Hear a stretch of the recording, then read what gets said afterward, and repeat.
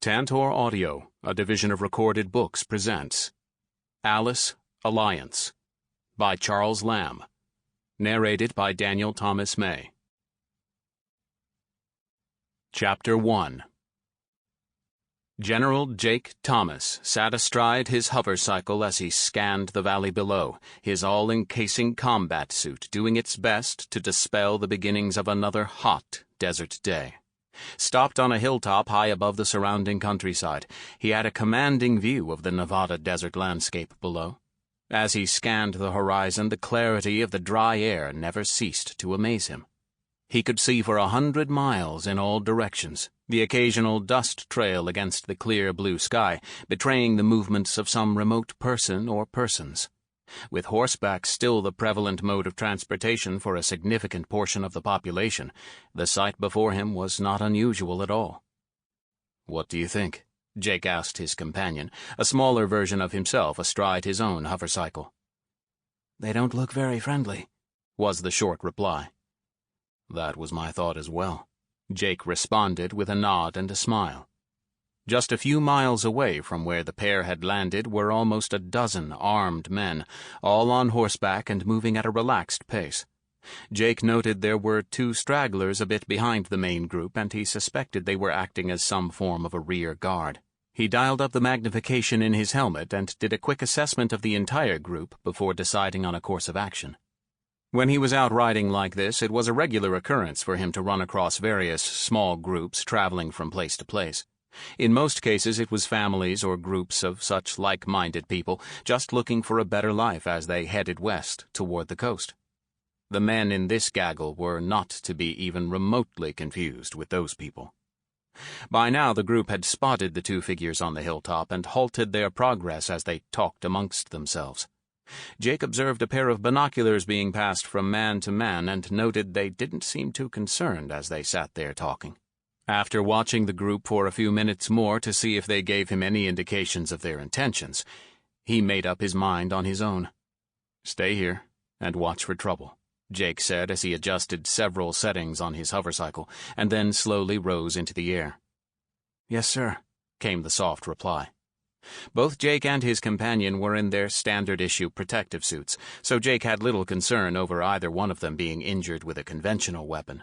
That was part of his survey of this party, assessing the threat level of the visible weaponry. His conclusion was, unless someone had a missile strapped to the underside of their horse, the 2 hovercycle riders were relatively safe. Moving at an easy pace himself, Jake slowly maneuvered his hovercycle into a position about 20 feet in front of the riders and sat down softly. He had done his best not to spook the riders' horses. However, a couple of the mounts shuffled nervously on their feet as the riders worked to keep them calm. Climbing off his own ride and taking great care to telegraph his moves so as not to provoke the men, he stopped a few feet from the group. "Morning," Jake offered, his voice artificially replicated from inside his helmet. "Morning," one of the men replied in return. "Nice ride you got there," another commented, as all studied the hovercycle behind Jake. "Thanks, it meets my needs. Where are you boys headed?" Jake asked casually, trying not to sound confrontational. "Not sure that's any of your business," the one Jake took to be the leader replied. "Fair enough, just trying to help." "You some kind of local authority around here?" another man next to the leader asked Jake. Jake considered the question for a moment. Between his combat suit and the hovercycle, it was more than obvious he wasn't your typical drifter. "Not really, but I do know those that are. I only stopped by to let you know there are some reports of a group making trouble in the area. You see anyone on your ride in?" Jake asked innocently. "What kind of trouble?" came the reply. "Oh, you know, shaking down the locals, raiding, pillaging, and just making a general nuisance of themselves. Haven't killed anyone yet that I know of, so they haven't crossed the point of no return. Well, all but one, anyway." By now, the entire group had formed a semicircle around where Jake stood. He noted the 2 stragglers had not joined up with the others, forcing a quick survey of the area on his heads-up display. Satisfied with what he saw, he returned his attention back to the riders. "Point of no return?" one asked before a dirty look from the leader shut him up. Oh, you know, it's the difference between a bully and a murderer. One gets a second chance. Before another word was spoken, the one Jake pinned as the leader pulled a handgun from his belt and fired several rounds at Jake. All found their mark but failed to deliver the expected results. That wasn't to say Jake didn't feel the effects of the rounds. He was sure there would be a bruise there by tonight. "So, you would be the one that killed the Tonopah man?" Jake asked, unfazed by the action as he focused on the shooter. Tonopah was nothing more than a water stop for travelers headed east-west to and from California and Utah. This group had wandered into a small town and quickly departed after taking supplies and shooting the proprietor when he objected. The killing had been an act of unnecessary violence. "Get him!" the man shouted as he suddenly spurred his horse toward Jake, attempting to run him down. The horse's lunge surprised Jake, but he was still able to spin as the animal closed the short distance to his position. Rolling along the side of the horse as it passed, Jake grabbed the rider's leg, pulling the boot from its stirrup and yanking hard, unseating the rider in the process. It was then an alarm sounded in Jake's helmet, a proximity alert he had set before leaving his companion alone on the hilltop. "Tim, can you hear me?" he asked as he watched two men leap at him from horseback. "Yes, Dad," was the cautious response. Tossing one man, as he flew through the air, Jake turned to find the other swinging at him with a rifle. Holding it by the barrel, the man was using it as a club. "How close were you planning on letting those two behind you get?" Not waiting for the response, Jake intercepted the buttstock with both hands, jerking the weapon free from its wielder and sending it flying at two more men still on horseback. The impact knocked them both from their saddles, while the remainder of the group backed their mounts away from the fighting to watch. Pulling his handgun from its holster, Jake fired off several rounds, hitting the ground next to the prone figures struggling to get up. "Enough. Unless you all want to die, cut the crap." Emphasizing the point, he executed the program he had preset in the hovercycle. One of several he had worked out over the years, the craft quickly rose into the air at no more than twice his height, and low enough to knock a man off his horse if he wasn't careful. Nose down, the hovercraft quickly moved to a position just outside the farthest rider and began circling the group. Suddenly, both machine guns in the nose let loose a burst that dug into the earth and startled the horses, causing one rider to fall. "Okay," Jake heard one man say as they all began dropping their weapons. Motioning for everyone to dismount, Jake began to check the men still lying motionless on the ground. Satisfied none were dead, he stepped away from the group. "Alice, please send in the pickup squad." "Already on their way," came the simple reply. Limac was reviewing the duty logs of all neutral zone patrol ships from the last few kilocycles, trying to determine the source of the discrepancy in their data.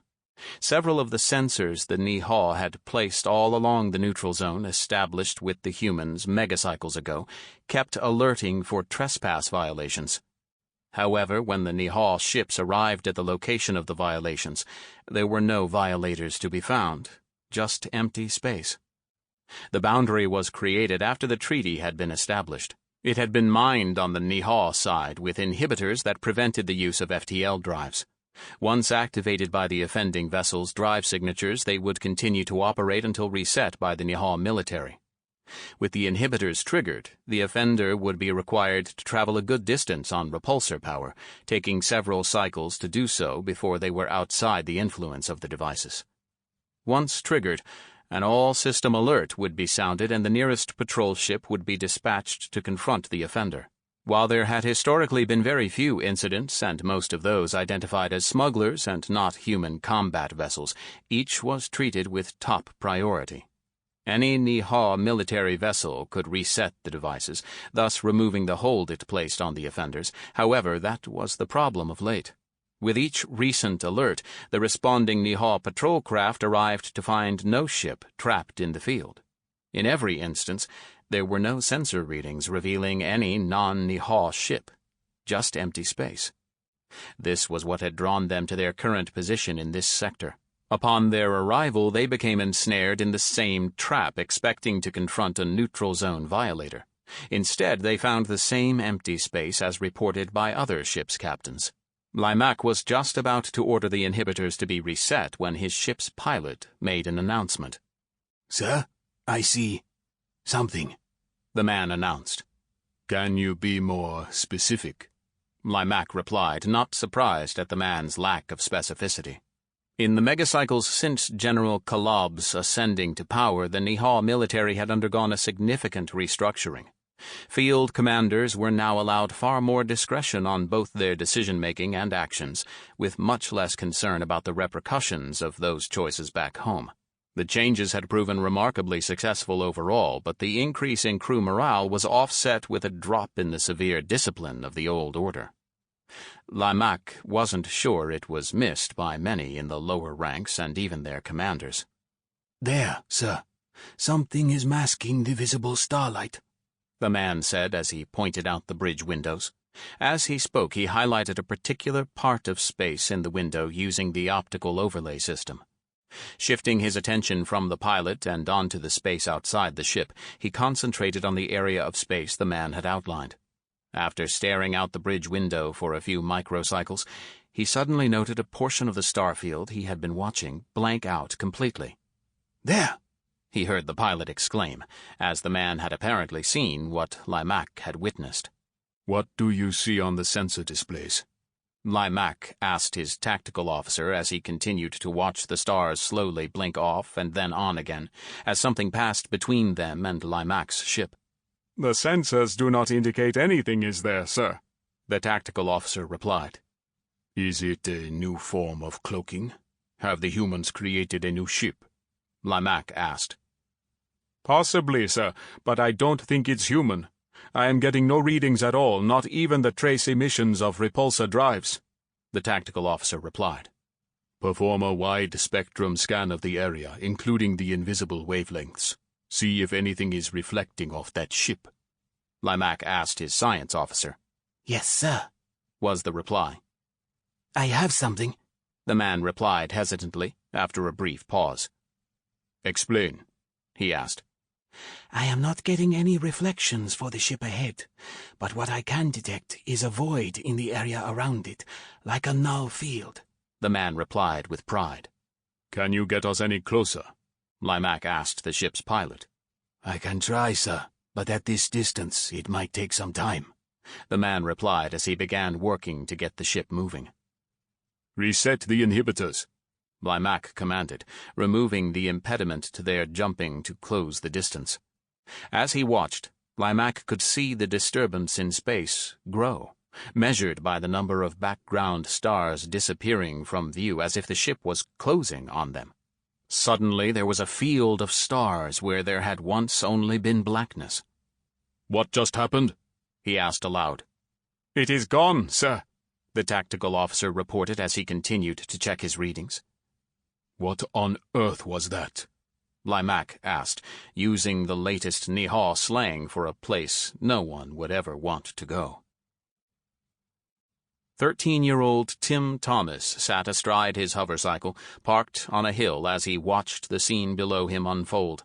Suited up in his riding gear, a derivative of the Adult Combat Battle Dress Uniform, or BDU, he could clearly make out the exchange between his father and a group of locals they had happened upon. His riding gear, helmet and all, were configured for the younger, leaner wearer, without the militaristic appearance the adult version had. He had his helmet magnification turned up so he could see the exchange involving his father and about a dozen armed men. While everything appeared calm, Tim had seen these interactions escalate quickly in the past. It was for that reason that his dad had insisted he wait here, well out of reach of their weapons, while he checked things out. The decision had frustrated Tim, as he knew he had the same protection in his suit as his father had, possibly even the strength of several of those men. As it was with his other half-brothers and sisters, Tim had inherited some of his father's unusual abilities. In his case, he was exceptionally fast and strong, but with limited telepathic abilities. He had discovered his advantages over the other kids his age early on and paid a stiff penalty for the one time he had used it on another boy. After a scuffle had broken out between himself and another boy, Tim had lost his temper and tossed the kid across the recreation room, breaking the boy's arm in the process. The event was burned into his memory, although his father had not yelled or lectured him about his actions. "Follow me," he had instructed, as he led Tim into the workout room 3 levels down. Once inside the gym space, he had cleared out the current occupants and then stared at him calmly before finally commanding him. "Hit me," he said as he waved him forward. Tim was sure it was a trick, but he did as he was told. For the next 20 minutes, his dad blocked his every attempt, sparring with him aggressively without actually striking him, and giving him a bruising that lasted for days. "The next time you get angry, I had better find you in here taking it out on this equipment," he had said before leaving him lying on his back in the center of the exercise mat, battered and exhausted. Tim could only nod in reply as he worked to catch his breath. Only later did he learn that his mother and Alice had been watching the whole episode, making sure he never got really hurt. He wasn't sure if that made him feel any better, but he never again lost his temper with the other kids. "Tim, can you hear me?" he heard over his headset, bringing him back to the present. Yes, Dad, he replied as he noted the tone in his dad's voice. Tim knew he was about to be schooled. "How close were you planning on letting those 2 behind you get?" he heard on his helmet audio. Not pausing to check his instruments, Tim slammed the hovercycle into hover mode and braced himself for the violent ride straight up to 500 feet AG, or above ground. Once he leveled off, he checked his displays, noting the 2 men with rifles standing no more than a foot away from his previous position. From his current location, he now had a grand view of his father as he pummeled the last of the strangers that had thought to jump him, while the 2 below him could only stare up in wonder. This wasn't the first time Tim had watched a wandering group of drifters take on his dad, but it was the first time he had been this close to danger himself. In his mind, he might have been more than a match for the 2 below, given the opportunity, but he should have detected their approach long before, and he knew it. He watched as his father checked each of the fallen men, asking Alice to verify they were still alive. Once finished, he requested a pickup for the entire group, including the 2 who had been stalking Tim. It was standard practice to dispatch a helicopter-transported combat team to collect the raiders and bandits after such an encounter and process them. Each person would be evaluated for retention or relocation based on the Alice's opinion of their value to the community. Ever since the truce with the NeHaw, an event Tim couldn't even remember as it was so long ago, his dad and the other grown-ups had been working harder than ever to restore civilization on Earth. Still woefully understaffed, no one was dismissed out of hand as completely useless. It was a rare few that were relocated to places unknown. Impatient to land, Tim knew better than to come down from his hover before his father told him to do so. Should he disobey the carefully explained instructions he had received years before, he would lose his exploration privileges. In this case, it would be his mother who enforced that rule, not his dad. After what seemed like forever, a helicopter arrived and Tim watched as it stopped a short distance away. He heard a few gunshots before everything went quiet. Confused at first, he realized they were picking up the 2 men who had been creeping up on him. He then watched as the helicopter rose once more and quickly landed near his father. He had watched earlier as his dad had secured the unconscious men and then gathered all the weapons the men had been carrying. As the helicopter landed, several troops exited the rear ramp, jumping clear of the ramp before it had even fully opened. "Okay, Tim, you can come on down," he heard his father say as he watched the troops start loading the men into the helicopter. Doing as he was told, Tim slowly lowered his hovercycle into position next to his father's before dismounting and approaching the activity before him. Standing next to his dad, he could see into the helicopter bay, where the security troops, responsible for the policing of the areas around each Alice facility, were seating each of the prisoners. Tim had asked one time why they had a separate force for keeping the peace and one for fighting the battles that erupted from time to time as they worked to stabilize the planet. To his eye, they all seemed to be equipped and act the same. His father had explained to him that combat troops made a very poor police force, as they were trained to kill and destroy. Police, on the other hand, were trained to subdue and control. He wasn't sure he understood the difference, but his father made it sound important, so he just went with it.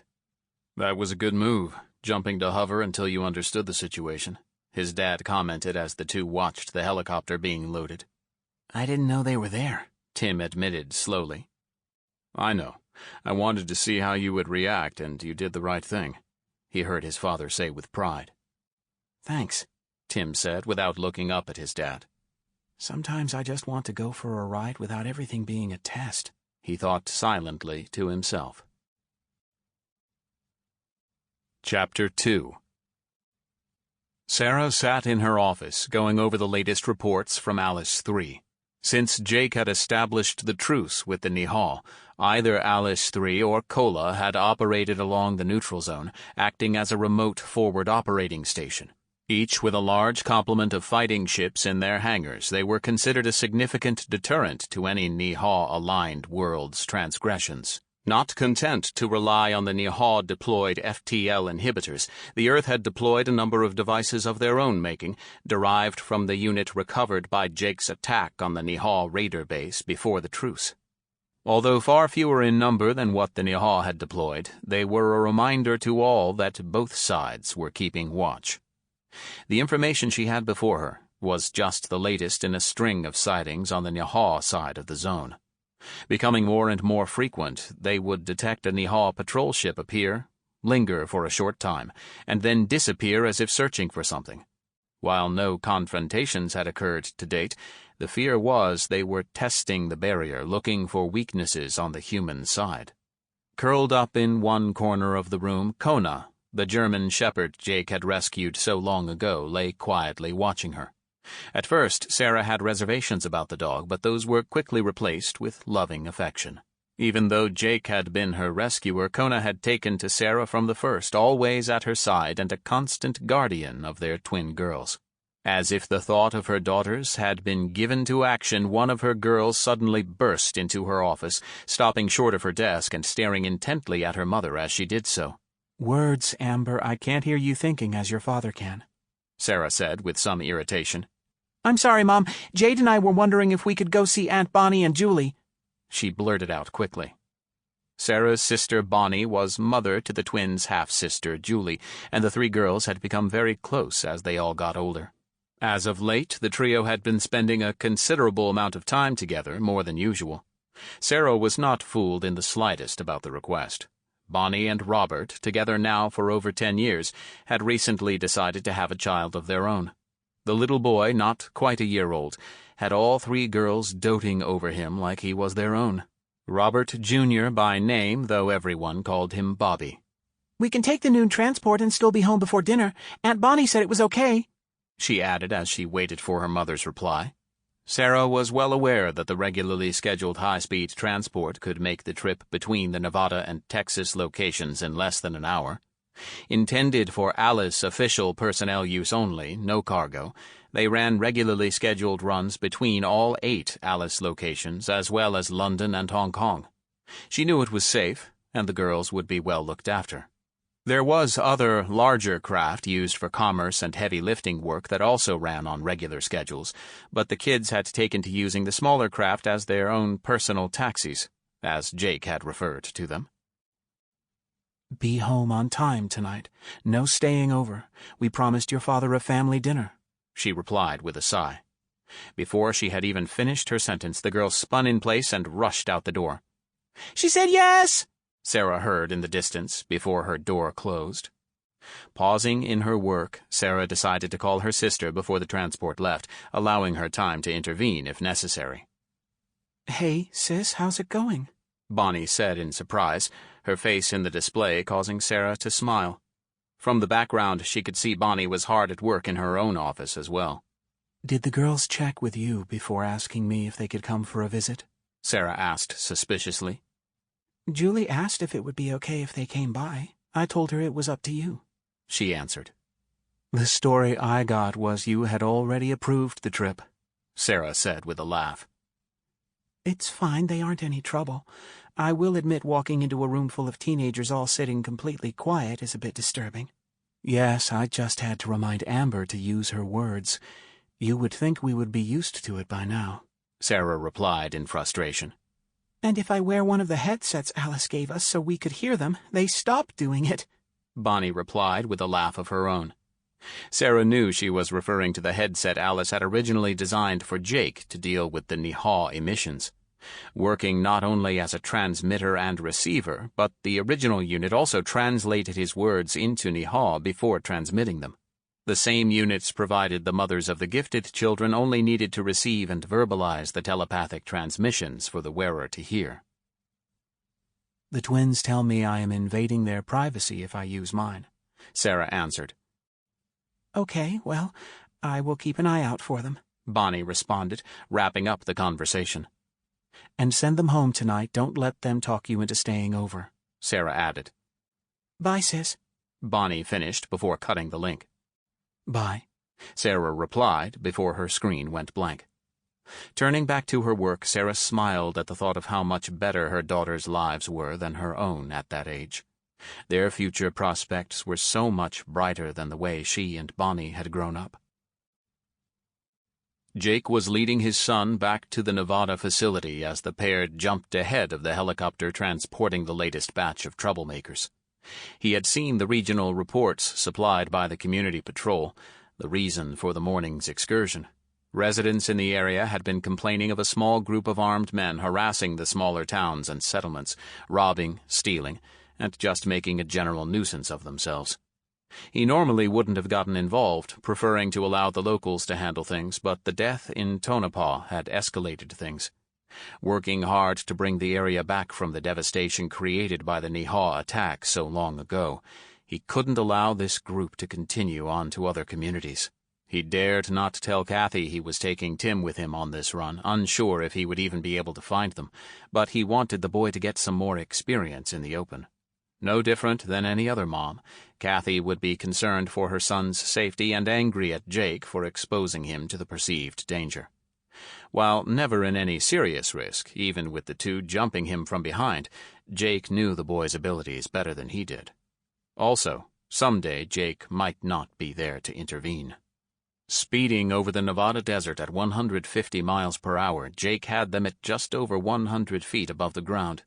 He knew Tim loved to weave in between the hills, whipping back and forth as they followed the narrow valleys and dry riverbeds. Admittedly, Jake enjoyed the ride every bit as much as his son.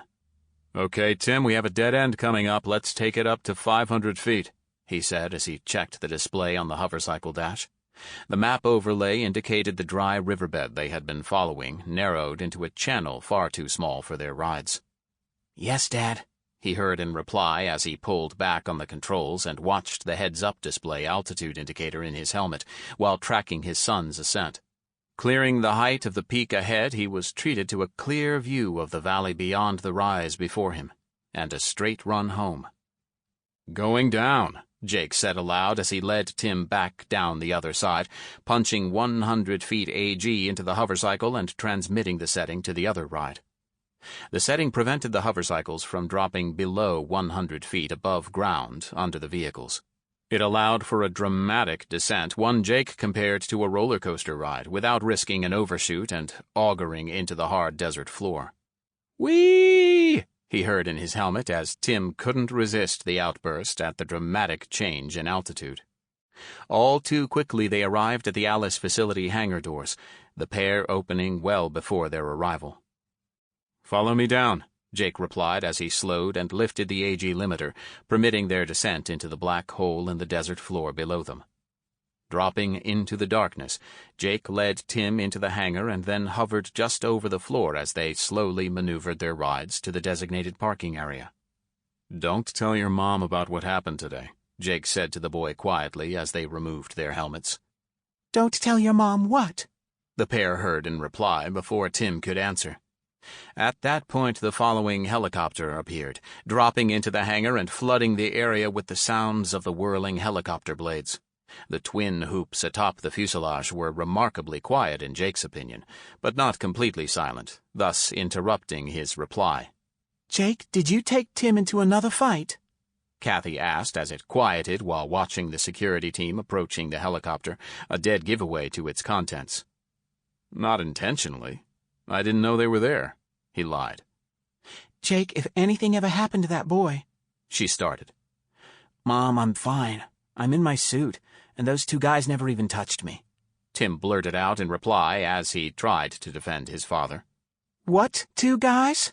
Kathy shouted as she exchanged looks between the two suited figures. Go get changed, Jake said as he waved Tim away while trying to think of a way to distract the enraged mother of his child. Sample complete. Ready to continue?